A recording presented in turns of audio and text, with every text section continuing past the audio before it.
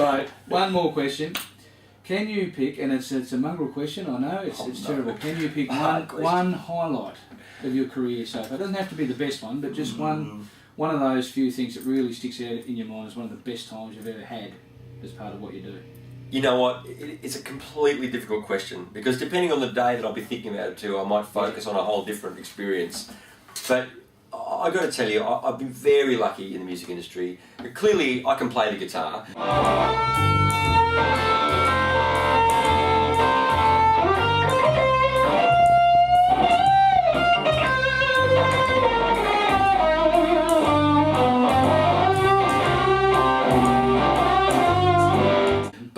But I've also been in the right place and right time on a couple of occasions, and that really has worked in my favour. I've taken some risks, you know, like I've travelled abroad on my own money on a number of occasions, you know, flat out knowing I'm just going to lose a bundle here, but it's a life experience that I want to have, etc., etc.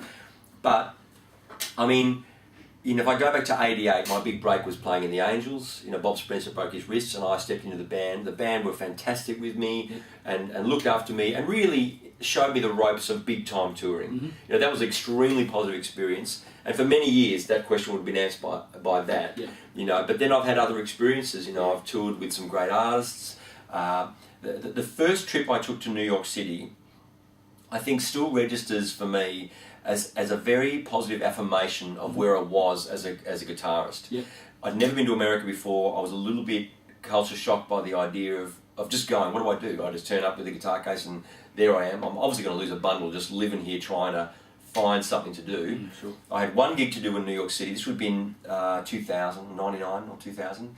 And I went and did my one gig. I had enough money to last me for 2 months living in New York without doing anything. I'd saved up considerably just to be there. It's an expensive place to be. People helped me out. I slept on couches. I did all that kind of stuff. But eventually I got offered a gig in one of the blues clubs, a very cool blues club downtown on Bleecker Street. And this experience for me was just an affirmation, you know, because I'm a white guy from Australia who wanted to play blues. I mean, think about that. Like, for all intents and purposes, I am not from Mississippi. You know, like, I got no relationship to it. I'm a skinny guy from the suburbs. So I was invited on stage as the novelty foreign guitar player, making it a short story, to play with the guy called Michael Powers, who is like the gun New York City blues guy. You know, he's packing out the place, you know, and he's an African American guy who does like the Hendrix kind of thing. And like, let me tell you, he's like the guy in New York. You know, he certainly was at that time.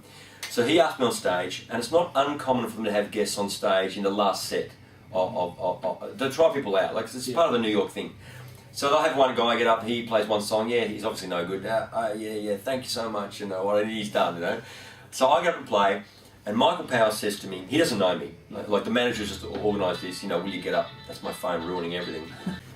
So Michael Powers gets me up on the stage, and as I walk over I pick up the guitar, he plugs me in, I can see he's doubtful. He's looking at me as if to say, what's this white guy going to know about playing some real blues, you know? And he says to me, he leans over, he's on a chair, like he's got something up with his legs, so he leans over and says, hey, you know B.B. King's song, Thriller's Gone? And of course, I love it. It's like one of my favourite songs of all time, right? I go, yeah, I know that tune.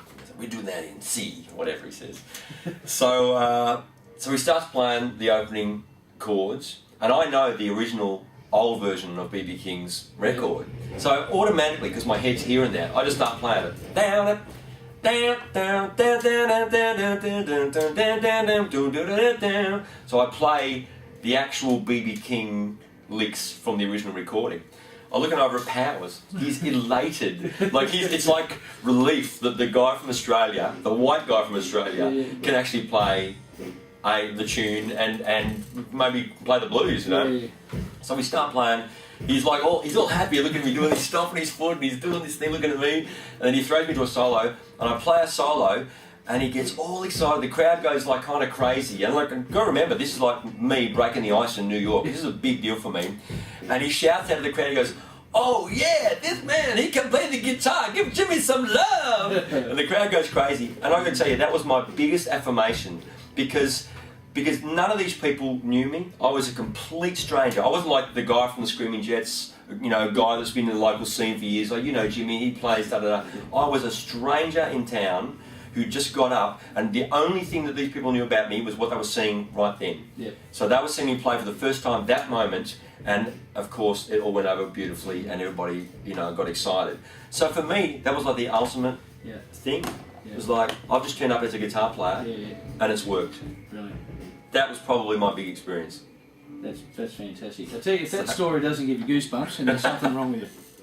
There's something wrong with you. And then we all went out and ate pizza. And, Great, thanks Jimmy for your time. Thank you so much. Thanks for your time in the clinic and the whole work here at the Rock Music Summer School. Man, it is great to see. I was just saying to some of the kids before, I don't think in Victoria we have anything running like this in a summer school. The only place I've seen it is in parts of America where they have these really full-on, in the bluegrass scene, and as well they have a mandolin camp, stuff like that.